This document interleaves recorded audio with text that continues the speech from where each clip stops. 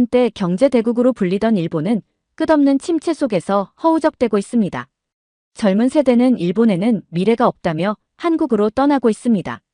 이 상황을 취재하기 위해 한국을 방문한 일본 기자는 다양한 경험을 통해 큰 깨달음을 얻고 일본으로 돌아가는 길에 이렇게 이야기합니다. 이번 한국 방문은 단순한 취재가 아니었습니다. 일본이 앞으로 나아가야 할 방향에 대해 깊이 고민하게 만든 계기였습니다. 제가 이곳에서 느낀 것들을 전하고 싶습니다. 대체 무슨 사연인지 오늘 사연 바로 시작하겠습니다. 안녕하세요. 저는 하루토입니다. 도쿄에서 경제 전문 기자로 일하고 있어요. 솔직히 요즘은 기자라는 일이 무슨 의미가 있나 싶을 정도로 일본 사회가 무너지고 있다는 걸 뼈저리게 느끼고 있습니다. 출근길, 전철 안에서 펼친 아침 신문에는 이런 제목이 실려 있었어요. 슈퍼엔저, 재현될까? 일본 경제가 환율 때문에 무너지는 상황을 보며 제 심정도 함께 무너지는 기분이었어요. 요즘 라멘 한 그릇을 먹으려면 최소 1,000엔은 가져가야 합니다. 원래 서민 음식이었던 라멘이 이젠 고급 요리가 되었다는 농담까지 돌 정도예요. 단골 라멘집 사장님도 한숨만 푹푹 내쉬더군요. 하루토 씨, 밀가루 값이 2배로 뛰었어요. 돼지고기도 육수 재료도 전부 수입인데 엔화가 이렇게 약하니 감당이 안 됩니다. 더는 못 버틸 것 같아요. 사장님의 지친 표정을 보며 저도 괜히 미안한 기분이 들었습니다. 그런데 문제는 라멘뿐만이 아니에요.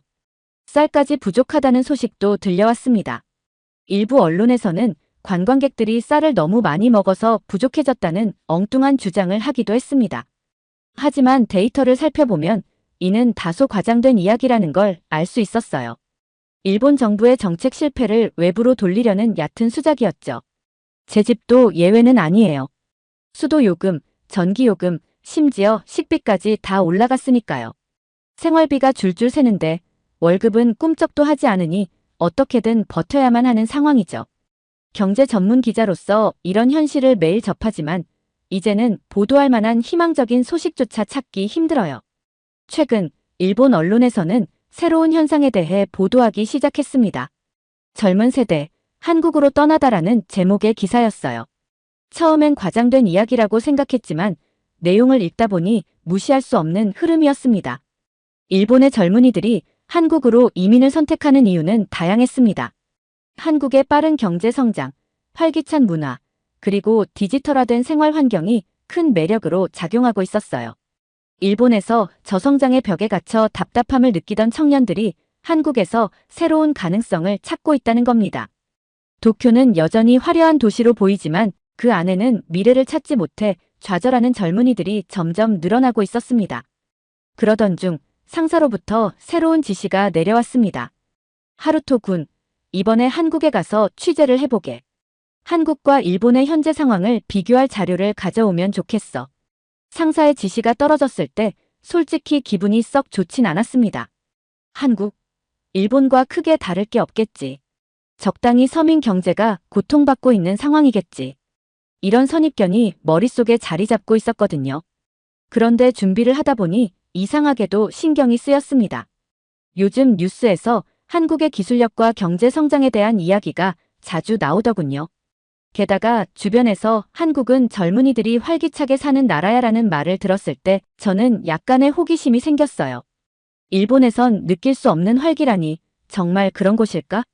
출발 전날 밤 짐을 싸면서도 머릿속은 복잡했습니다. 과연 일본에서 느끼는 답답함과는 다른 모습을 볼 수 있을까? 확인해보지 않으면 알 수 없겠지. 그렇게 스스로 다짐하며 비행기에 올랐습니다.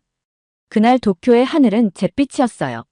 기내에서 일본을 내려다보며 묘한 감정이 스쳤습니다. 내가 알던 세상과 다른 무언가가 나를 기다리고 있지 않을까? 그렇게 희미한 기대감과 함께 저는 한국으로 향하는 비행기에 몸을 실었습니다. 저는 이번 출장을 계획하면서 특별히 인천공항으로 가기로 결정했어요. 김포공항이 도쿄에서 더 가깝고 편리하다는 건 알고 있었지만 인천공항이 세계적으로 유명하다는 이야기를 많이 들었거든요. 그 공항이 정말 그렇게 대단한가? 라는 생각이 들었고 직접 확인해보고 싶었습니다. 솔직히 일본의 나리타 공항은 시설이 오래되고 복잡한 데다 사람들에게 스트레스만 준다는 평가를 받곤 해서 인천공항이 얼마나 다른지 궁금했어요. 비행기가 인천공항에 착륙했을 때 저는 창밖으로 펼쳐진 공항 시설을 보고 조금 놀랐습니다. 활주로와 터미널은 정말 깔끔했고 하늘은 맑고 푸르렀어요. 입국 심사를 마치고 로비로 나왔을 땐 더 놀랐습니다. 공항 전체가 현대적이고 세련된 디자인으로 꾸며져 있었거든요. 무엇보다 눈에 띈 건 무료 와이파이였습니다. 무료라니 공짜. 믿기지 않아 스마트폰을 켜봤더니 강력한 신호가 바로 잡히더군요. 일본에선 데이터 요금 걱정 때문에 이런 걸 상상조차 못했어요. 저는 곧바로 호텔 예약 확인과 교통정보를 검색하기 시작했어요.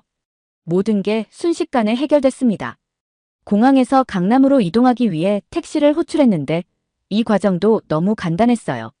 스마트폰 앱으로 목적지만 입력하면 몇 분 안에 차량 번호와 기사님 정보가 뜨는 시스템이었어요. 기사님은 친절하게 인사를 건네며 짐을 실어주셨고 차 안에서 틀어둔 라디오에서는 경쾌한 음악이 흘러나왔습니다. 숙소로 들어갔을 땐 또 한 번 놀랄 일이 기다리고 있었습니다. 호텔 체크인을 하려고 프런트 데스크로 갔더니 직원이 QR코드를 스캔하라고 안내했어요. 그렇게 모바일로 체크인을 끝내고 키를 받아 방으로 들어가는 과정이 정말 간단했습니다. 일본에서는 이런 자동화된 시스템을 경험해 본 적이 없어서 이게 기술적으로도 상당히 앞서 있다는 걸 보여주는구나라고 생각했어요. 한국에서의 둘째 날, 저는 지방 도시를 취재하기 위해 KTX를 탔습니다. 강남에서 멀지 않은 역에서 출발할 수 있다는 점도 편리했지만 무엇보다 이 고속철도가 얼마나 빠르고 편리한지 직접 경험해 보고 싶었습니다. 일본의 자랑인 신칸센과 비교하면 과연 어떤 차이가 있을까? 기대와 궁금증이 교차했어요. 택시를 타고 서울역에 도착했을 때 또 하나 놀랄 일이 있었습니다. 일본의 신칸센 역처럼 번잡하지 않고 모든 것이 잘 정돈되어 있다는 점이 눈에 띄었어요. 무엇보다도 티켓을 사는 과정이 간단했습니다. 자동 발권기를 통해 몇 번의 터치만으로 티켓을 받을 수 있었어요. 일본에서는 기차표를 살 때마다 복잡한 절차와 긴 줄에 지쳤던 기억이 떠오르면서 왜 이런 시스템이 일본에는 없지? 라는 생각이 들었습니다. 열차에 올라 자리에 앉자 깔끔하게 정돈된 좌석과 넉넉한 다리 공간이 인상적이었습니다. 창밖으로 보이는 도시 풍경이 빠르게 지나가는 모습을 보며 이 정도 속도라면 시간 절약 면에서 정말 좋겠는데? 라는 생각이 들었어요. 안내방송이 영어, 한국어, 일본어로 차례대로 나오는 것도 외국인에게는 정말 친절한 시스템이었습니다. 열차 내부도 조용하고 쾌적했습니다. 옆자리에 앉은 사람이 자신의 가방을 깔끔히 정리하고 조용히 책을 읽는 모습에 저도 모르게 마음이 안정되는 기분이 들었어요. 한참을 창밖을 바라보다 보니 이 열차의 속도가 체감되지 않을 만큼 안정적이라는 점도 신기했습니다. 안내방송이 다음 역 도착을 알리며 남은 시간을 말해주었을 때 저는 이 고속철도의 효율성에 다시 한번 감탄했습니다. 1시간 반 만에 목적지에 도착했을 때 신칸센을 타고 느꼈던 피로감이 전혀 없다는 걸 깨달았습니다. 시간도 정확했고 내릴 때까지 정말 쾌적했어요. 역에 도착하니 짐을 꺼내는 승객들이 서로에게 먼저 지나가세요라며 배려하는 모습도 참 보기 좋았습니다. 역 밖으로 나와 한국의 지방 도시 풍경을 보니 도쿄나 서울만큼 화려하진 않지만 모든 것이 정돈되고 깨끗한 느낌이었어요. 간판과 건물의 디자인도 도시와 어울리게 잘 구성되어 있었고 도로 곳곳에 자전거 도로와 보행자 전용길이 마련되어 있는 점이 눈에 띄었어요. 일본의 지방 도시는 많은 경우 낡고 방치된 느낌이 강한데 여긴 그와 달리 생동감이 있었습니다. 취재를 시작하며 만난 한 공무원은 이런 말을 했습니다. 한국은 수도권뿐만 아니라 지방도 균형적으로 발전시키기 위해 많은 노력을 하고 있습니다. KTX가 이런 발전의 중심 역할을 하고 있죠. 그의 설명을 들으며 저는 신칸센과 KTX의 차이점을 다시 한번 곱씹게 되었어요. 일본은 교통 인프라가 오래되고 지방은 고속철도가 지나가더라도 발전이 따라오지 않는 경우가 많죠. 하지만 한국은 교통과 지역 개발이 함께 이루어지고 있다는 점이 명확히 느껴졌습니다. 한국에서 지방 취재를 마친 뒤 서울로 돌아온 저는 문득 한국 음식을 제대로 경험해 보고 싶다는 생각이 들었습니다. 출장 준비를 하며 한국이 고깃집으로 유명하다는 이야기를 들은 적이 있었어요. 호텔 근처 고깃집을 찾아 들어갔을 때 내부는 이미 사람들로 가득 찼습니다. 고기 굽는 냄새가 코끝을 자극했고 사람들은 삼삼오오 모여 앉아 이야기를 나누며 고기를 굽고 있었습니다. 일본의 조용한 식사 분위기와는 달리 이곳은 활기가 넘쳤어요. 주문을 마치자 고기가 나오기 전에 반찬들이 하나둘씩 테이블 위에 놓이기 시작했습니다. 김치, 나물, 쌈장, 마늘, 고추, 그리고 달걀찜까지. 테이블이 가득 찰 정도로 다양한 반찬이 나오는 걸 보고 저는 놀랄 수밖에 없었어요. 한국에서는 반찬이 무료라는 말을 듣긴 했지만 이렇게나 많이 나올 줄은 몰랐습니다. 당황스러워진 저는 직원에게 물어봤습니다. 저기, 이 모든 반찬이 무료인가요? 직원은 미소를 지으며 대답했습니다. 네, 손님, 이건 모두 기본으로 제공되는 거예요. 부족하시면 더 가져다 드릴게요. 그 순간 저는 말문이 막혔습니다. 일본에서는 고깃집에서 고기만 나오는 게 기본이고 추가 반찬은 대부분 돈을 내야 하거든요. 정말로요? 이렇게 많이 나오는데도요? 다시 한번 묻자 직원은 웃으며 네, 걱정 마세요. 라고 답했습니다. 이 서비스가 어떻게 가능한지 도저히 이해가 되지 않았어요. 잠시 후 삼겹살이 나왔고 직원이 직접 불판에 고기를 올리며 구워주기 시작했습니다. 일본 야키니쿠에서는 손님이 고기를 굽는 게 일반적이기에 처음엔 직원이 구워주는 게 조금 어색했어요. 하지만 고기를 뒤집으며 적당히 익혀주는 직원의 손길을 보며 이곳은 단순히 음식을 제공하는 게 아니라 대접한다는 느낌이구나라는 생각이 들었습니다. 고기가 적당히 익었을 때 직원이 쌈채소와 함께 한 점을 싸서 권하며 말했습니다. 이렇게 드셔보세요. 맛있으실 거예요. 저는 직원의 설명대로 쌈을 싸서 한 입 베어 물었는데 정말 맛있었습니다. 육즙이 풍부한 삼겹살의 쌈장의 짭조름함, 신선한 채소의 아삭함까지 모든 게 완벽하게 어우러졌어요. 이게 한국 고기의 매력인가? 라는 생각이 들었죠. 옆 테이블에선 사람들이 웃고 떠드는 소리가 들렸습니다. 친구들과 고기를 나누며 역시 삼겹살엔 소주지 라고 외치는 모습이 재미있었어요. 숙소로 돌아가는 길, 저는 한국의 음식 문화가 단순히 음식을 먹는 것이 아니라 사람들에게 풍요로움과 만족감을 주는 하나의 경험이라는 것을 실감했습니다. 일본과는 전혀 다른 따뜻한 대접의 문화가 한국이라는 나라를 특별하게 만든다는 걸 알게 된 밤이었습니다. 다음 날, 저는 서울의 젊은 문화를 직접 느껴보고 싶었습니다. 한국에서 가장 트렌디한 지역 중 하나로 꼽히는 성수동을 추천받아 방문해 보기로 했어요. 요즘 젊은 사람들이 즐겨 찾는 거리와 독특한 분위기를 체험하며 한국의 현재를 더 가까이 느낄 수 있을 것 같았거든요. 성수동에 도착하자마자 저는 이곳이 왜 젊은 세대 사이에서 핫플이라고 불리는지 알 수 있었습니다. 도로 양옆으로 독특한 디자인의 카페와 작은 가게들이 줄지어 있었고 골목마다 사람들이 활기차게 오가고 있었어요. 일본에서도 도쿄의 하라주쿠나 시모키타자와 같은 곳이 떠올랐지만 성수동은 그보다 훨씬 자연스럽고 자유로운 분위기였어요. 성수동에서 한참을 걸은 후 저는 한강으로 이어지는 길을 따라 걷기로 했습니다. 걸어가며 강바람이 시원하게 불어오는 걸 느끼니 발걸음이 저절로 가벼워졌습니다.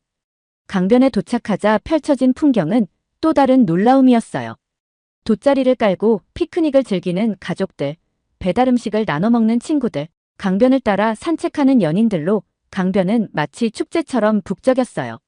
그 중에서도 특히 신기했던 건 음식을 배달받는 풍경이었습니다. 한 커플이 돗자리에 앉아 치킨을 먹고 있는 모습을 보고 저는 솔직히 너무 부러웠어요. 일본에서는 이런 강변에서 음식을 먹는다는 건 상상조차 못하거든요. 한강은 단순히 물이 흐르는 강이 아니라 사람들이 여가를 즐기고 소통하는 공간이라는 걸 깨달았습니다. 저는 강변의 한 벤치에 앉아 시원한 바람을 맞으며 눈앞의 풍경을 조용히 바라봤습니다. 사람들이 함께 웃고 떠들고 강바람을 즐기는 모습은 도쿄에서 볼 수 없는 장면이었어요. 한국 사람들은 정말로 여가를 즐길 줄 아는구나. 일본에서는 다들 바쁘게만 사느라 이렇게 여유를 찾는 모습이 점점 사라지고 있는데 이런 생각이 머릿속을 떠나지 않았습니다. 해가 지기 시작하자 강변에선 조명이 하나둘 켜지기 시작했고 도시는 따뜻한 빛으로 물들어갔습니다. 그 모습이 너무 아름다워 저는 그 순간을 사진으로 남기고 싶어졌습니다. 하지만 카메라로 담을 수 없는 그 분위기가 있다는 것도 동시에 느꼈어요. 이곳 사람들의 에너지와 여유, 그리고 서로를 향한 배려는 사진으로는 절대 전할 수 없는 감정이었죠. 서울에서의 며칠간 저는 한국이 단순히 활기차고 사람들이 따뜻한 곳일 뿐 아니라 기술적으로도 선진국이라는 걸 점점 느끼고 있었습니다. 그 진가를 완전히 체감한 건 하루 동안 스마트폰 하나로 모든 걸 해결했을 때였어요. 디지털 강국이라는 말을 들었지만 솔직히 일본보다 얼마나 더 편리할까 싶었거든요. 하지만 한국의 디지털 환경은 제 예상보다 훨씬 더 앞서 있었습니다. 호텔 이동을 위해 체크아웃할 때도 이미 디지털 편리함이 시작됐습니다. 직원 없이도 모바일 앱으로 체크아웃을 완료하고 바로 디지털 영수증을 받아볼 수 있었습니다. 일본의 호텔에서는 보통 체크아웃을 위해 프런트에서 대기해야 하고 종이 영수증을 챙겨야 하는데 이 차이가 굉장히 신선했어요. 호텔을 나선 뒤 서울의 대중교통을 체험하기로 했습니다. 일본에서도 대중교통은 세계적으로 손꼽히지만 한국은 무엇이 다를까 궁금했거든요. 스마트폰에 깔린 앱으로 지하철 노선을 검색하니 제가 있는 위치에서 가장 가까운 역과 최적의 경로까지 단번에 알려줬습니다. 심지어 도착할 열차의 남은 시간까지 표시되어 있어서 전광판이나 다른 안내를 확인할 필요도 없었어요. 지하철 내부는 깔끔하고 조용했으며 무엇보다 공공 와이파이가 제공된다는 점이 충격적이었어요. 일본 지하철에서는 인터넷 연결이 잘 안 되거나 별도로 유료 데이터를 구매해야 하는 경우가 많거든요. 하지만 여기서는 모든 승객이 자연스럽게 인터넷을 이용하며 각자의 시간을 보내고 있었습니다. 저는 지하철을 타고 이동하며 스마트폰으로 필요한 정보를 검색하고 목적지 근처 맛집을 찾아 예약까지 완료했습니다. 한국에서는 이동하는 시간마저도 효율적으로 활용할 수 있다는 점이 인상적이었습니다. 점심을 먹고 나서는 스마트폰으로 근처 명소를 검색해 가보기로 했습니다. 제가 선택한 장소는 한강공원. 며칠 전 강변에서 봤던 여유로운 분위기가 잊히지 않아서 다시 방문하고 싶었거든요. 그런데 이번엔 특별히 전동 킥보드를 이용해 보려고 했습니다. 앱을 통해 주변에 주차된 킥보드 위치를 확인하고 QR코드를 찍어 활성화하니 바로 이용할 수 있더군요. 킥보드로 한강공원을 따라 달리며 바람을 맞는 기분은 정말 좋았습니다. 일본에서도 전동 킥보드를 사용할 수 있는 곳이 있지만 이렇게 간편하게 앱 하나로 대여하고 이용하는 방식은 처음이었어요. 한강공원에서 잠시 휴식을 취한 뒤 배달 음식이 떠올랐습니다. 며칠 전 강변에서 사람들이 치킨을 배달받아 먹는 모습을 보고 너무 부러웠거든요. 이번엔 직접 해보기로 결심했어요. 배달 앱에 접속해 가까운 음식점을 검색하니 몇 분 안에 다양한 메뉴가 떠올랐습니다. 제가 선택한 치킨은 주문부터 배달 완료까지 20분도 채 걸리지 않았어요. 게다가 배달원이 위치를 실시간으로 공유해주니 음식을 기다리는 동안 불안할 필요가 없었습니다. 음식이 도착하자 포장 상태부터 배달원의 친절한 태도까지 모든 게 완벽했어요. 숙소로 돌아와 하루를 정리하며 저는 오늘 하루를 온전히 스마트폰 하나로 해결했다는 사실에 감탄했어요. 한국은 단순히 디지털 강국이라는 말로는 부족한 완전히 연결된 삶을 실현하고 있는 나라라는 생각이 들었습니다. 물론 모든 것이 완벽하진 않았습니다. 서울의 교통체증은 일본과 비슷하게 답답한 순간이 많았고 한국어에 익숙하지 않은 외국인으로서 의사소통의 어려움도 느꼈습니다. 이런 단점에도 불구하고 한국이 가진 역동성과 가능성은 이 모든 것을 상쇄시키는 힘이 있었습니다. 서울에서 보낸 며칠 동안 저는 한국이라는 나라가 얼마나 앞서 나가고 있는지 온몸으로 체감했습니다. 하지만 이런 감정 뒤에는 묘한 씁쓸함이 따라왔습니다.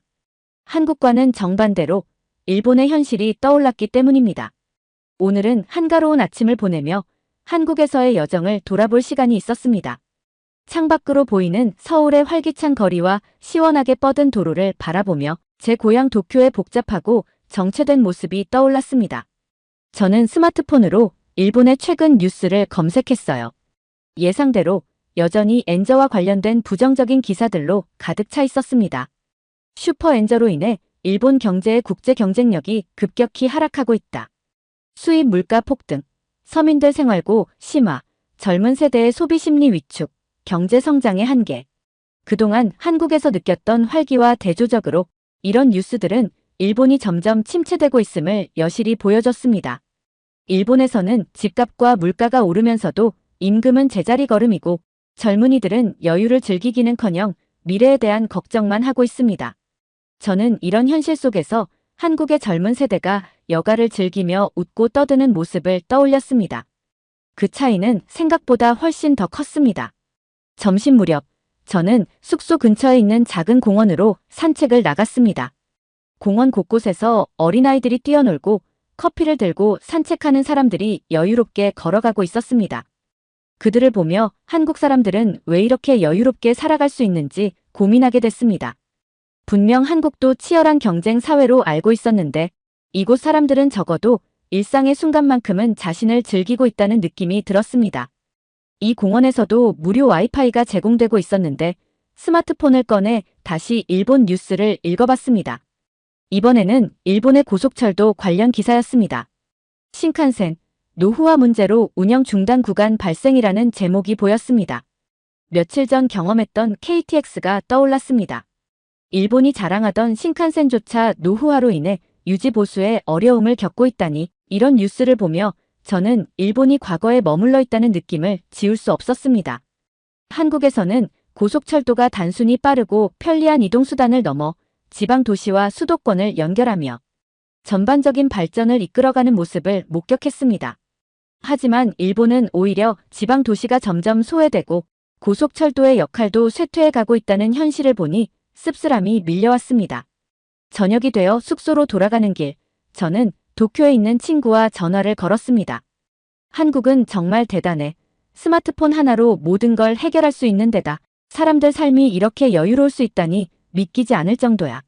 제가 이렇게 말하자 친구는 잠시 침묵하다가 이렇게 답했습니다. 하루토, 그건 내가 잠깐 본 모습이 그런 거야. 한국도 문제 많은 나라야. 일본이 나쁜 나라가 아니라고. 친구의 말이 틀리지는 않았을 겁니다. 한국에도 분명 문제는 있을 테고 모든 게 완벽하지는 않을 테니까요. 하지만 제가 경험한 한국은 일본과는 전혀 다른 에너지를 가지고 있었어요. 그런 말을 들으며 저는 씁쓸하게 웃고 말았습니다. 전화를 끊고 난 뒤 저는 서울의 화려한 야경을 바라보며 문득 깨달았습니다. 한때 아시아에서 가장 앞서 나갔던 일본은 더 이상 미래를 준비하지 않고 있었습니다.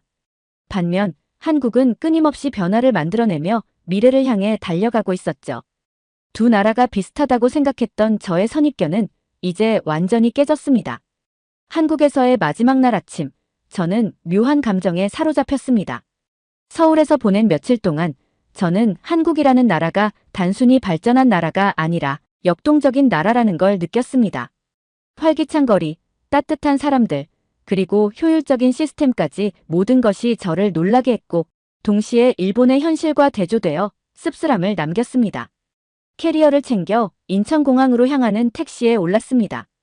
익숙해진 스마트폰 앱으로 예약한 택시는 정확한 시간에 도착했고 차 안에서는 잔잔한 음악이 흘렀습니다. 창밖으로 보이는 한강 다리와 도시의 풍경은 여전히 아름다웠습니다.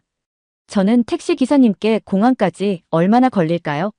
라고 물었고 기사님은 길이 조금 막히긴 하지만 1시간 정도면 도착할 거예요 라고 친절히 답했습니다.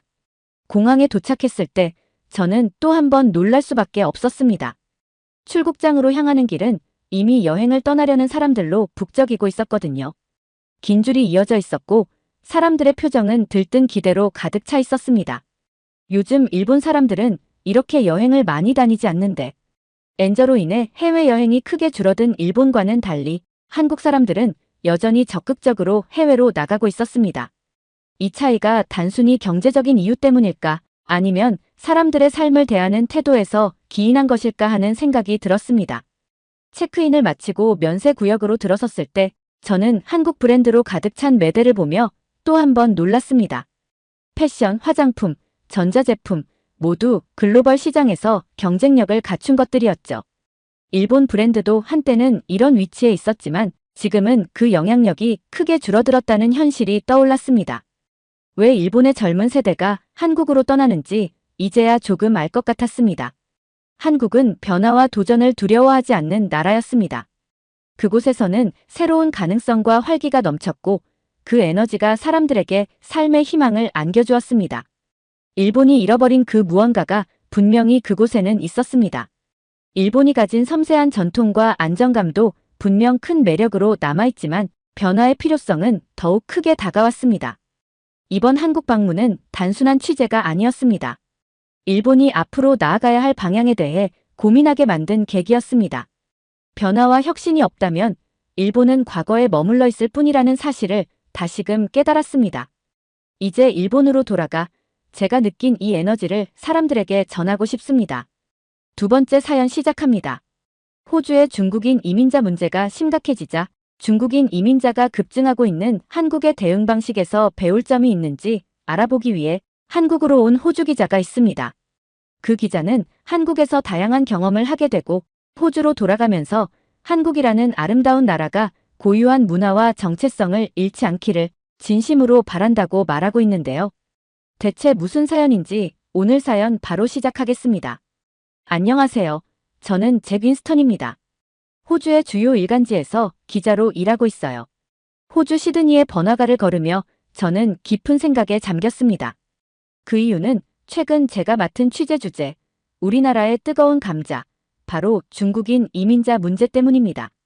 거리를 지나는 사람들의 얼굴을 유심히 살펴보니 눈에 띄게 아시아계, 특히 중국인으로 보이는 사람들이 많아졌습니다. 이는 단순한 관찰이 아닌 우리 사회의 큰 변화를 보여주는 징후였죠. 취재를 위해 만난 현지 주민 제임스 씨의 말이 아직도 귓가에 맴돕니다. 중국인들이 너무 많아져서 이제 이곳이 내 나라 같지가 않아요. 집값은 천정부지로 오르고 일자리는 줄어들고 우리의 미래는 어떻게 되는 거죠? 그의 말에는 분명 일리가 있었습니다.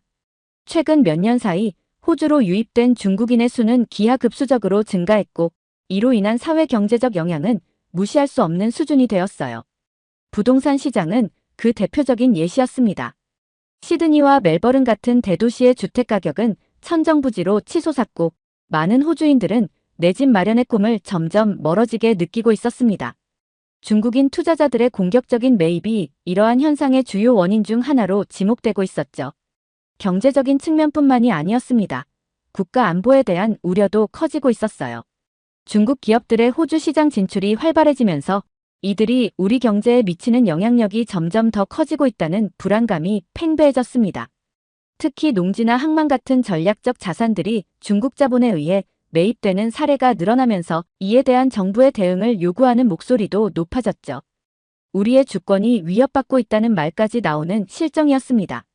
이런 상황 속에서 정부의 대응은 미온적이라는 비판을 받고 있었어요. 취재를 진행하면서 저는 점점 더 큰 고민에 빠졌습니다. 우리나라가 직면한 이 문제를 어떻게 해결할 수 있을까? 다른 나라들은 이런 상황을 어떻게 대처하고 있을까? 그러던 중 문득 한 가지 아이디어가 떠올랐습니다. 우리와 비슷한 상황에 처해 있다는 한국은 어떻게 대처하고 있을까? 한국 역시 지리적으로 중국과 가깝고 최근 중국인 이민자가 급증하고 있다는 소식을 들은 적이 있었거든요. 그래, 한국에 가보자 저는 결심했습니다. 한국의 상황을 직접 보고 그들의 대응 방식에서 우리가 배울 점은 없는지 알아보기로 한 거죠. 이는 단순한 취재를 넘어 우리 호주 사회의 미래를 위한 해답을 찾는 여정이 될 것 같았습니다. 비행기 표를 예약하고 가방을 꾸리면서 저는 이번 여정이 제게 어떤 깨달음을 줄지 기대에 부풀었습니다. 호주를 떠나 한국으로 향하는 비행기에 오르며 저는 마음속으로 다짐했어요. 객관적인 시각을 잃지 말자. 그리고 우리가 배울 수 있는 점을 놓치지 말자. 비행기 안에서 저는 지금까지 취재했던 내용들을 다시 한번 정리해 보았습니다. 호주에서 중국인 이민자들이 증가하면서 발생한 여러 문제들, 그리고 그에 대한 호주 사회의 반응들. 이 모든 것들이 제 머릿속을 맴돌았어요. 특히 기억에 남는 건 한 젊은 호주인 부부와의 인터뷰였습니다. 그들은 집을 사려고 몇 년째 저축을 하고 있었지만 계속해서 오르는 집값 때문에 좌절감을 느끼고 있었어요. 우리가 아무리 열심히 일해도 중국인 투자자들이 현금을 들고 와서 집을 사버리면 우리는 어떻게 해요? 라고 말하던 그들의 표정이 아직도 선명히 기억났습니다. 또 다른 한편으로는 중국인 커뮤니티의 대표와 나눈 대화도 떠올랐어요. 그는 우리도 이 나라의 일원이 되고 싶어서 왔을 뿐이라며 증가하는 반중 정서에 대한 우려를 표현했었죠. 이 복잡한 문제의 양면성을 다시 한번 실감할 수 있었습니다. 비행기가 인천국제공항에 착륙하기 직전, 저는 창밖으로 보이는 한국의 풍경을 바라보며 생각했습니다. 과연 이곳에서는 어떤 모습을 볼 수 있을까? 호주와는 어떤 점이 다를까? 그리고 우리가 배울 수 있는 점은 무엇일까? 인천국제공항에 발을 내딛는 순간, 저는 이미 한국의 분위기가 호주와는 사뭇 다르다는 것을 느낄 수 있었습니다. 현대적이면서도 전통적인 요소가 조화롭게 어우러진 공항의 모습에 감탄하며 저는 서울로 향하는 리무진 버스에 올랐어요. 차창 밖으로 펼쳐지는 서울의 풍경은 놀라웠습니다. 고층 빌딩들이 하늘을 찌르듯이 솟아있고 거리는 활기차게 움직이는 사람들로 가득했어요. 그러나 동시에 제가 찾아온 목적을 상기시키는 광경도 눈에 띄었습니다. 버스가 지나는 곳곳에서 중국어 간판을 쉽게 발견할 수 있었거든요. 숙소에 짐을 풀고 나서 저는 곧바로 현지 전문가와의 인터뷰 약속 장소로 향했습니다. 사회학과의 김민주 교수님과의 만남이었죠. 그녀는 한국의 이민자 문제, 특히 중국인 이민자에 대해 오랫동안 연구해온 전문가였습니다. 한국의 중국인 이민자 상황은 어떻습니까? 제가 물었어요. 김 교수님은 잠시 생각에 잠기더니 대답하셨습니다. 현재 한국에 거주하는 중국인의 수는 약 94만 명에 달합니다. 이는 전체 외국인 거주자의 약 44%를 차지하는 수치예요. 그리고 이 수는 매년 크게 증가하고 있습니다. 얼마 지나지 않아 100만 명에 접어들 것으로 보여집니다. 저는 놀라움을 감추지 못했습니다. 94만 명이라는 숫자는 제가 예상했던 것보다 훨씬 많았거든요. 그렇다면 이들이 한국 사회에 미치는 영향은 어떻습니까? 제가 다시 물었습니다. 다양한 측면에서 영향을 미치고 있어요. 김 교수님이 설명을 이어갔습니다. 노동시장에서는 특히 그 영향이 두드러집니다. 많은 중국인들이 건설 현장이나 서비스업 등에서 일하고 있어요. 이는 한국인들의 일자리를 뺏는다는 불만으로 이어지기도 합니다. 이 말을 들으니 호주의 상황과 매우 유사하다는 생각이 들었습니다. 저는 고개를 끄덕이며 계속해서 경청했습니다. 또한 부동산 시장에서의 영향도 무시할 수 없습니다. 특히 서울의 특정 지역에서는 중국인들의 부동산 매입이 활발해 집값 상승의 한 요인으로 지목되고 있어요. 이 말을 듣자 호주의 시드니와 멜버른이 떠올랐습니다. 같은 문제를 겪고 있다는 사실에 한숨이 나왔습니다. 그렇다면 이런 상황에 대한 한국인들의 반응은 어떤가요? 저는 궁금증을 참지 못하고 물었습니다. 김 교수님은 잠시 생각에 잠기더니 말씀하셨어요. 복잡합니다. 한편으로는 중국인들이 한국 경제에 기여한다는 인식이 있어요. 특히 관광업이나 요식업 등에서 그들의 소비가 큰 도움이 되고 있죠. 하지만 다른 한편으로는 문화적 충돌이나 사회 통합 문제로 인한 갈등도 있습니다. 이 말을 듣고 저는 고개를 끄덕였습니다. 호주에서도 비슷한 양상이 나타나고 있었거든요. 그렇다면 한국 정부는 이 문제에 대해 어떤 대책을 마련하고 있나요? 제가 다시 물었습니다. 정부도 이 문제의 심각성을 인식하고 있어요. 최근에는 이민자 통합 정책을 강화하고 있습니다. 한국어 교육을 지원하고 문화 교류 프로그램을 운영하는 등 다양한 노력들을 기울이고 있죠. 하지만 아직은 충분하지 않다는 평가가 많아요. 인터뷰를 마치고 나와 거리를 걸으며 저는 깊은 생각에 잠겼습니다. 한국과 호주 두 나라가 직면한 상황이 이렇게나 비슷하다니 놀라웠어요. 동시에 한 가지 의문이 들었습니다. 과연 한국은 이 문제에 어떻게 대응하고 있을까? 다음 날 저는 서울의 차이나타운으로 알려진 대림동을 방문했습니다. 이곳은 중국인 이민자들이 많이 모여 사는 지역으로 한국 내 중국인 커뮤니티의 중심지 역할을 하고 있었죠. 거리를 걸으며 저는 마치 중국의 어느 도시에 온 것 같은 착각을 느꼈습니다. 중국어 간판들이 즐비했고 길거리 음식점에서는 중국 요리의 향긋한 냄새가 풍겼어요. 이곳에서 저는 왕 씨라는 중국인 이민자를 만나 이야기를 나눌 수 있었습니다. 한국에 온 지 10년 됐어요. 왕 씨가 말했습니다. 처음에는 정말 힘들었죠. 언어도 모르고 문화도 달랐으니까요. 하지만 지금은 이곳이 제 두 번째 고향이에요. 그의 말에서 저는 이민자들의 고충과 희망을 동시에 느낄 수 있었습니다. 한국 사회에 적응하는 데 어려움은 없으셨나요? 제가 물었습니다. 왕 씨는 잠시 생각에 잠기더니 대답했어요. 물론 어려움이 있었죠. 특히 처음에는 한국인들의 차가운 시선이 느껴졌어요. 시간이 지나면서 조금씩 나아지고 있어요. 요즘은 한국인 이웃들과도 잘 지내고 있답니다. 그의 말을 들으며 저는 이민자 문제가 단순히 숫자의 문제가 아니라는 것을 다시 한번 깨달았습니다. 이는 사람과 사람 사이의 이해와 소통의 문제였던 거죠.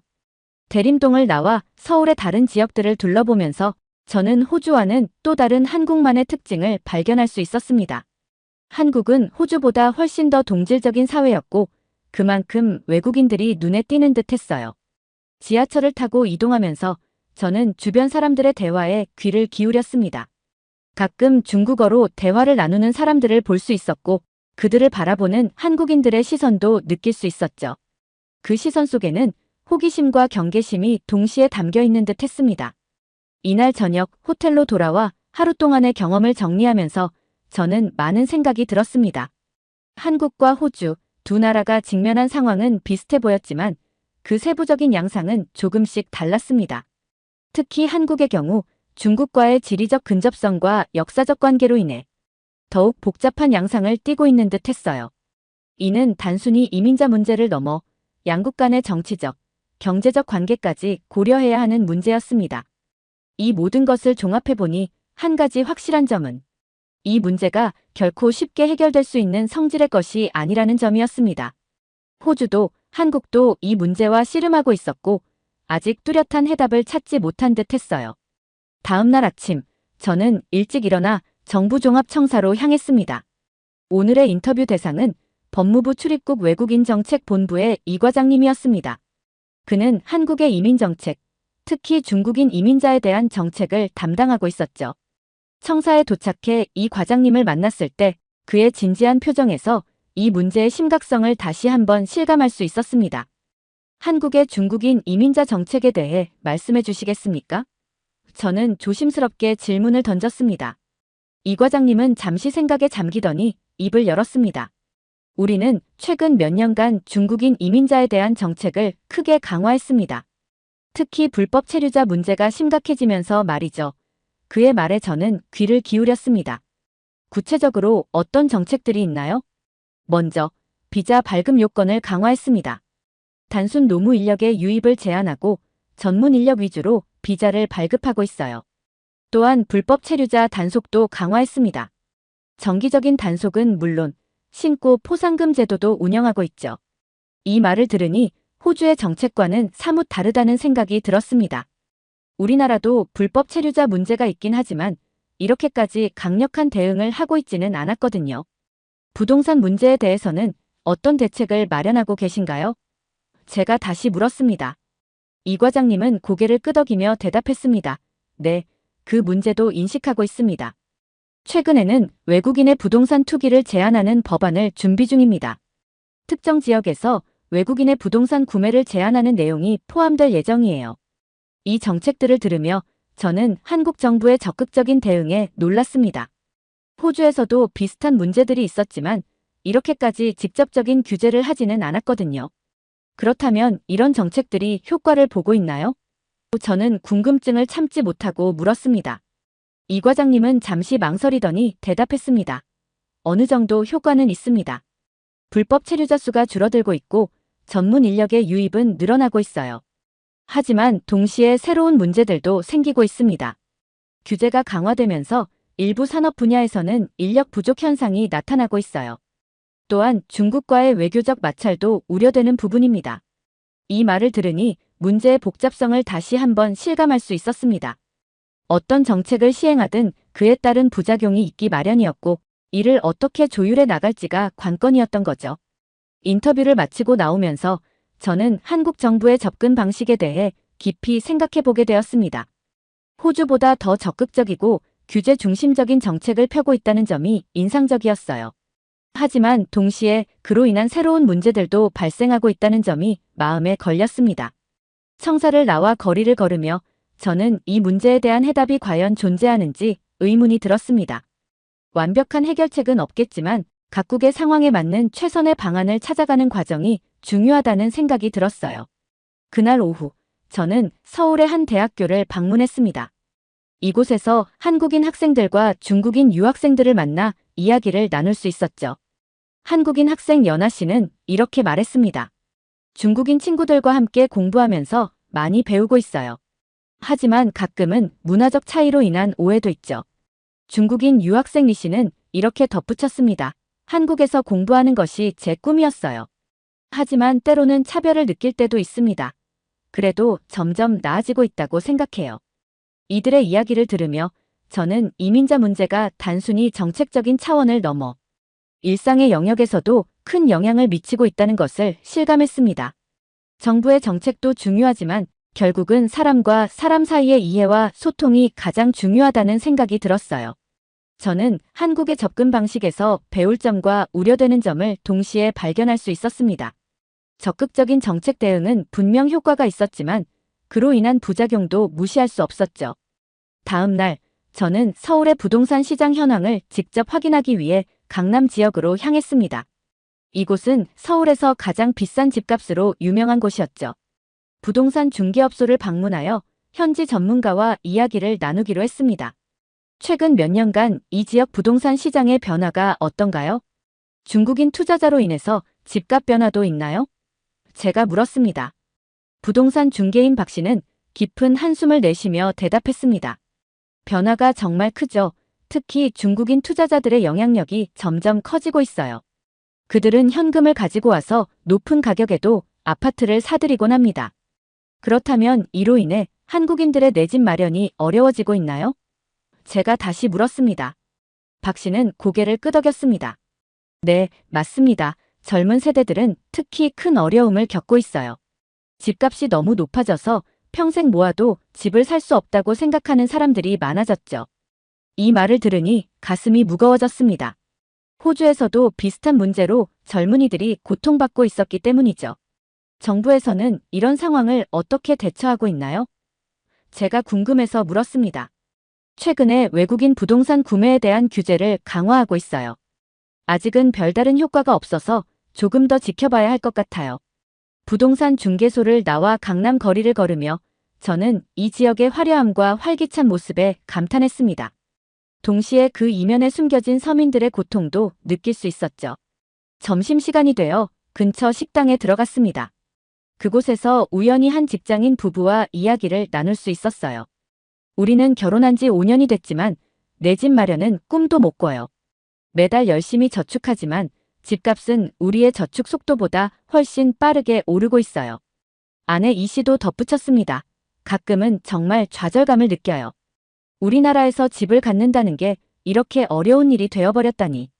그들의 이야기를 들으며 저는 이 문제가 단순히 경제적인 차원을 넘어 사회 전반에 깊은 영향을 미치고 있다는 것을 실감했습니다. 내 집 마련의 꿈이 점점 멀어지면서 젊은 세대들의 미래에 대한 불안감이 커지고 있었던 거죠. 오후에는 한국의 경제연구소를 방문해 전문가 의견을 들어보기로 했습니다. 이곳에서 만난 정 박사는 이렇게 말했습니다. 외국인 투자가 부동산 시장에 미치는 영향은 복잡합니다. 한편으로는 시장을 활성화시키는 측면이 있지만 다른 한편으로는 집값 상승을 부추겨 서민들의 주거 안정성을 위협하고 있죠. 그의 설명에 따르면 중국인들의 부동산 투자는 단순히 주거 목적이 아닌 경우가 많았습니다. 투기나 자금 세탁의 수단으로 이용되는 경우도 있다는 거죠. 이런 상황이 지속되면 어떤 결과를 초래할까요? 제가 물었습니다.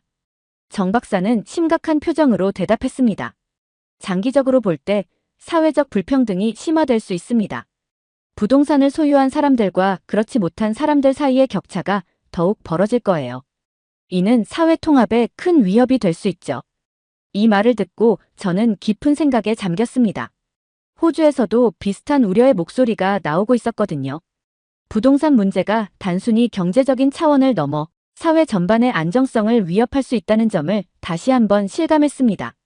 연구소를 나와 서울의 저녁거리를 걸으며 저는 오늘 하루 동안 들은 이야기들을 정리해 보았습니다. 부동산 시장에서의 외국인 투자, 특히 중국인들의 영향력이 한국 사회에 깊은 영향을 미치고 있다는 점은 분명해 보였습니다. 호주와 마찬가지로 한국에서도 이 문제는 단순한 경제 문제를 넘어 사회적, 정치적 이슈로 확대되고 있었습니다. 정부의 규제 정책, 서민들의 좌절감, 전문가들의 우려, 이 모든 것들이 복잡하게 얽혀 있었죠. 저는 이 문제에 대한 해답을 찾는 것이 얼마나 어려운 일인지 다시 한번 깨달았습니다. 동시에 이 문제를 해결하지 않으면 우리 사회의 미래가 위태로워질 수 있다는 생각에 더욱 분발해야겠다고 다짐했습니다. 다음 날은 중국인 이민자들의 관리와 통합 정책에 대해 더 자세히 알아보기로 했습니다. 과연 한국은 이 복잡한 문제를 어떻게 다루고 있을까요? 아침 일찍 일어나 오늘의 첫 번째 일정인 한국이민학회 세미나에 참석했습니다. 다문화 사회로의 전환, 한국의 현재와 미래라는 주제로 열린 이 세미나에서는 다양한 전문가들이 한국의 이민자 정책에 대해 논의하고 있었습니다. 첫 번째 발표자인 이민정책연구원의 김 박사는 한국의 이민자 관리 정책에 대해 설명했습니다. 한국은 최근 몇 년간 이민자 관리 정책을 크게 강화했습니다. 특히 중국인 이민자에 대해서는 더욱 세심한 접근을 하고 있죠. 김 박사의 설명에 따르면 한국은 중국인 이민자를 크게 두 그룹으로 나누어 대응하고 있었습니다. 하나는 한국계 중국인, 즉 조선족이고 다른 하나는 비한국계 중국인이었죠. 조선족에 대해서는 상대적으로 우호적인 정책을 펴고 있습니다. 그들은 언어와 문화적 유사성 때문에 한국 사회에 쉽게 적응할 수 있다고 보기 때문이죠. 반면 비한국계 중국인에 대해서는 보다 엄격한 기준을 적용하고 있습니다. 이 말을 듣고 저는 궁금증이 생겼습니다. 그렇다면 이런 차별화된 정책이 효과적인가요? 김 박사는 잠시 생각에 잠기더니 대답했습니다. 어느 정도 효과는 있습니다. 조선족의 경우 한국 사회에 빠르게 적응하는 편이에요. 동시에 이런 차별화된 정책이 다른 중국인들에게는 차별로 느껴질 수 있다는 문제도 있죠. 이어서 발표한 사회통합센터의 박 소장은 이민자 통합 정책에 대해 설명했습니다. 우리는 다양한 프로그램을 통해 이민자들이 한국 사회에 적응할 수 있도록 돕고 있습니다. 예를 들어 한국어 교육, 문화 이해 프로그램, 직업훈련 등을 제공하고 있죠. 하지만 박 소장은 현재 정책에 한계가 있다는 점도 인정했습니다. 아직도 많은 이민자들이 차별과 편견에 시달리고 있어요. 특히 중국인들에 대한 부정적인 인식이 강한 편이죠. 이를 개선하기 위해서는 한국인들의 인식 변화도 필요합니다.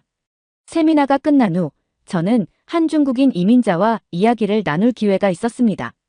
리 씨는 한국에 온 지 5년 된 IT 엔지니어였습니다. 한국에서의 생활은 어떠세요? 제가 물었습니다. 리 씨는 잠시 망설이더니 대답했습니다. 전반적으로는 만족합니다. 일자리도 좋고 생활 환경도 좋아요. 하지만 가끔 차별을 느낄 때가 있어요. 집을 구하려고 할 때 외국인이라는 이유로 거절당한 적이 있었어요. 그의 말을 들으며 저는 이민자 통합이 얼마나 복잡하고 어려운 과제인지 다시 한번 실감했습니다. 정부의 정책만으로는 해결할 수 없는 사회 전반의 인식 변화가 필요한 문제였던 거죠. 오후에는 다문화 가족 지원센터를 방문했습니다. 이곳에서는 주로 결혼 이민자들을 대상으로 다양한 지원 프로그램을 운영하고 있었습니다. 센터장 최 씨는 이렇게 설명했습니다. 우리는 이민자들이 한국 사회에 잘 적응할 수 있도록 돕고 있습니다. 언어 교육은 물론이고 요리 교실, 육아 지원, 취업 상담 등 다양한 프로그램을 제공하고 있죠. 센터 내부를 둘러보며 저는 한국어를 배우고 있는 중국인 여성들을 만날 수 있었습니다. 하지만 최 센터장은 현실적인 어려움도 털어놓았습니다. 아직도 많은 이민자들이 사회적 고립감을 느끼고 있어요. 우리의 지원만으로는 한계가 있어요. 사회 전반의 인식 변화가 필요합니다. 호텔로 돌아와 하루 동안의 경험을 정리하면서 저는 호주의 상황을 떠올렸습니다. 우리나라 역시 다문화 사회로 빠르게 변화하고 있지만 아직 많은 과제가 남아 있었죠. 한국의 사례에서 우리가 배울 점은 무엇일까? 그리고 우리가 피해야 할 점은 무엇일까? 다음 날 저는 서울 외곽의 한 산업단지를 찾았습니다. 이곳은 많은 중소기업들이 밀집해 있는 곳으로 한국 경제의 현주소를 볼 수 있는 곳이라고 들었습니다. 아침 일찍 도착한 산업단지는 이미 분주한 모습이었습니다. 공장들의 기계 소리와 트럭들의 경적 소리가 뒤섞여 활기찬 분위기를 자아내고 있었죠. 그런데 걸어가는 동안 한 가지 특이한 점을 발견했습니다. 많은 간판과 안내문들이 한국어와 중국어로 병기되어 있었던 것입니다. 한 중소기업 사무실에 들어가 인터뷰를 요청했습니다. 박 사장이라는 50대 남성이 저를 반갑게 맞아주었습니다. 최근 몇 년 사이 이 지역에 변화가 있었나요? 제가 물었습니다. 박 사장은 잠시 생각에 잠기더니 대답했습니다. 네, 많이 달라졌죠. 5년 전만 해도 대부분의 직원들이 한국인이었는데 지금은 거의 절반이 중국인 근로자들입니다. 그렇게 된 이유가 있나요? 제가 다시 물었습니다. 인건비 때문이죠. 한국인들은 이런 3D 업종을 기피하는 경향이 있어요. 반면 중국인 근로자들은 열심히 일하고 임금도 상대적으로 낮아서 회사 입장에서는 선호할 수밖에 없습니다. 그의 말에 고개를 끄덕이며 공장으로 향했습니다. 그곳에서 일하는 직원들을 보니 정말 많은 이들이 중국인이었습니다. 한 곳에서는 한국인 관리자가 중국인 직원들에게 업무를 지시하는 모습도 볼 수 있었습니다. 오후에는 이 지역의 주택가를 둘러보았습니다. 많은 중국인 근로자들이 이곳에 거주하고 있다고 들었기 때문입니다. 좁은 골목길을 걷다 보니 중국 식료품점, 중국어 간판의 식당들, 심지어 중국어 학원까지 있었습니다. 한 부동산 중개소에 들러 이야기를 나눠보았습니다. 최근 몇 년 사이 이 지역 부동산 시장에 변화가 있었나요? 제가 물었습니다. 중개인은 고개를 끄덕였습니다. 네, 많이 달라졌어요. 중국인들이 많이 유입되면서 월세가 오르고 있습니다. 한국인 세입자들은 점점 다른 지역으로 밀려나는 추세예요. 이 말을 들으니 호주의 상황과 묘하게 비슷하다는 생각이 들었습니다. 해가 저물 무렵 산업단지 인근의 작은 공원에 들렀습니다. 그곳에서는 한국인과 중국인 근로자들이 함께 족구를 하고 있었습니다. 서로 다른 언어를 사용하면서도 게임을 즐기는 모습이 인상적이었습니다. 중국인 이민자들의 유입은 분명 한국 사회에 여러 가지 도전을 제기하고 있었습니다. 일자리 경쟁, 문화적 충돌, 주거 문제 등 다양한 갈등이 존재했죠. 동시에 그들은 한국 경제에 필요한 노동력을 제공하고 다양성을 증진시키는 역할도 하고 있었습니다. 한국 사회는 이러한 변화를 받아들이면서도 자신들의 정체성을 잃지 않기 위해 노력하고 있었습니다. 한국 방문 마지막 날, 저는 서울의 아름다움을 직접 체험해보고 싶었습니다. 이른 아침, 종로구에 위치한 창덕궁으로 향했습니다. 고즈넉한 궁궐의 풍경에 매료되어 천천히 걸음을 옮기고 있었죠. 그때였습니다. 갑자기 시끄러운 소리가 들려왔습니다. 소리의 근원을 찾아가 보니 한 무리의 중국인 관광객들이 후원 입구에서 가이드와 실랑이를 벌이고 있었습니다. 저 사람들은 들어가는데 우리는 왜 들어가면 안 되는 거예요? 중국인 관광객 중 한 명이 큰 소리로 외치고 있었습니다. 가이드는 침착하게 설명하려 했지만 그들은 들으려 하지 않았죠. 죄송하지만 후원은 사전 예약제로 운영됩니다. 문화재 보존을 위해 하루 입장 인원이 제한되어 있어요. 하지만 그들은 막무가내였습니다. 심지어 몇몇은 가이드를 밀치고 강제로 들어가려고 했습니다. 주변의 다른 관광객들과 궁궐 직원들이 놀란 표정으로 이 광경을 지켜보고 있었습니다. 저는 순간 망설였지만 결국 그들에게 다가가기로 했습니다. 실례합니다. 제가 중국어로 말을 걸었습니다. 저는 호주에서 온 기자입니다. 여러분의 불만은 이해하지만 이곳은 한국의 중요한 문화유산입니다. 규칙을 지키는 것이 중요하지 않을까요? 제 말에 그들은 잠시 멈칫했습니다. 그중 한 명이 제게 물었습니다. 당신은 외국인인데 왜 한국 편을 들어요? 문화재 보존은 국적과 상관없이 모두의 책임입니다. 우리가 이 아름다운 장소를 존중하지 않는다면 미래 세대는 이를 볼 수 없을 거예요. 제 말을 듣고 몇몇이 부끄러워하는 기색을 보였습니다. 하지만 여전히 몇 명은 불만스러운 표정이었죠. 결국 그들은 돌아갔지만 이 일을 겪으며 저는 깊은 생각에 잠겼습니다. 분명 중국인 관광객들의 행동은 잘못되었습니다. 그들의 무례함과 자기중심적인 태도는 비난받아 마땅했죠. 그날 오후, 저는 이 사건에 대해 더 알아보고자 서울의 한 대학을 찾았습니다. 그곳에서 만난 김 교수는 이렇게 말했습니다. 최근 몇 년간 중국인 관광객과 이민자들로 인한 문제가 늘고 있습니다. 문화재 훼손, 공공장소에서의 무례한 행동, 쓰레기 문제 등이죠. 우리는 이 상황을 어떻게 다뤄야 할지 고민하고 있습니다. 김 교수의 말을 들으며 저는 호주의 상황과 많이 비슷하다는 생각이 들었습니다. 우리도 비슷한 고민을 하고 있었으니까요. 해가 저물 무렵 저는 한강공원으로 향했습니다. 강변을 따라 걸으며 오늘 하루 경험한 것들을 되새겨 보았습니다. 서울의 아름다운 야경이 강물에 반사되어 반짝이는 모습을 보며 저는 이 도시의 진정한 아름다움이 무엇인지 깨달았습니다. 그것은 단순히 물리적인 풍경의 아름다움이 아니었습니다. 어려운 상황 속에서도 인내심을 가지고 문제를 해결하려는 자세, 그리고 변화하는 환경 속에서도 자신들의 문화와 전통을 지키려는 노력. 바로 이것이 제가 본 한국의 진정한 아름다움이었습니다. 물론 중국인 이민자와 관광객들로 인한 문제는 실제했고 때로는 심각했습니다. 하지만 한국은 이러한 도전을 슬기롭게 극복하며 새로운 균형을 찾아가고 있었습니다. 이 과정에서 한국은 더욱 성숙한 사회로 발전해 나가고 있었고 그것이 바로 제가 본 한국의 새로운 아름다움이었습니다. 한강의 물결에 비치는 도시의 불빛을 바라보며 저는 이번 취재의 결론을 마음속으로 정리했습니다. 한국에서의 마지막 아침, 저는 인천국제공항으로 향하는 버스에 올랐습니다. 창밖으로 스쳐 지나가는 서울의 풍경을 바라보며 지난 며칠간의 취재 내용을 정리해 보았습니다. 한국에서의 경험은 제게 많은 것을 가르쳐 주었습니다. 중국인 이민자 문제에 대한 한국의 접근 방식은 호주와 유사한 점도 있었지만 동시에 독특한 특징도 가지고 있었죠. 먼저 한국 정부의 적극적인 대응이 인상적이었습니다. 비자 발급 요건 강화, 불법 체류자 단속 강화, 외국인 부동산 투기 제한 등 구체적이고 직접적인 정책들을 시행하고 준비하고 있었어요. 이는 호주가 배울 수 있는 점이라고 생각합니다. 동시에 이런 강력한 규제가 새로운 문제를 야기할 수 있다는 점도 알게 되었습니다. 일부 산업에서의 인력 부족 현상이나 중국과의 외교적 마찰 등이 그 예시였죠. 이는 우리 호주가 정책을 수립할 때 고려해야 할 점이라고 봅니다. 또한 한국의 이민자 통합 정책에서도 배울 점이 많았습니다. 특히 다문화 가족 지원센터 같은 기관을 통해 이민자들의 적응을 돕는 다양한 프로그램들이 인상적이었어요.